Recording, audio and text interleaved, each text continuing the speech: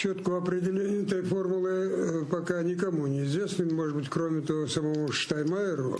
Но вообще Штайнмайер – из тех политиков, позиции которого по событиям в Крыму, иногда у меня возникала мысль, когда он был тогда министром иностранных дел, я думал, может быть, он после отставки опять пойдет со своим предшественником Шредером работать в «Газпром». Здесь в чем здесь опасность? Речь идет о том, чтобы провести во что бы то ни стало какие-то выборы. А выборы, они там не могут быть объективными, не могут быть честными, пока не будут обезоружены или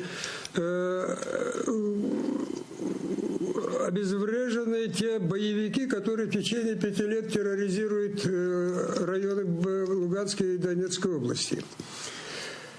И по всему периметру, по границе не будет установлен контроль украинского государства. Это более 400 километров. Ведь когда будут проводиться выборы, у людей будет такой психологический эффект. Ну вот эти выборы пройдут, а эти же останутся, а потом они с нами будут расправляться. Поэтому выборы в тех условиях, которые сейчас предлагаются, они полностью будут устраивать только Путина. Вот, Мустафа, ведь действительно,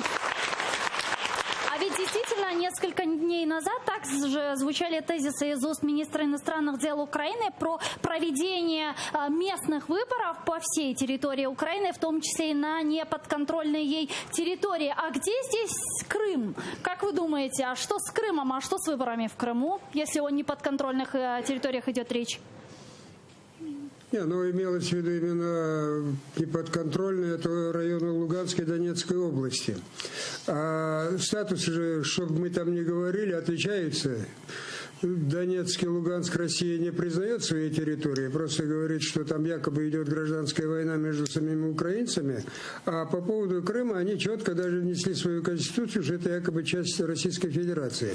Поэтому здесь вполне понятно, что разные подходы. Говорить о выборах сейчас на территории оккупированного Крыма просто бессмысленно до выведения российских войск с той территории.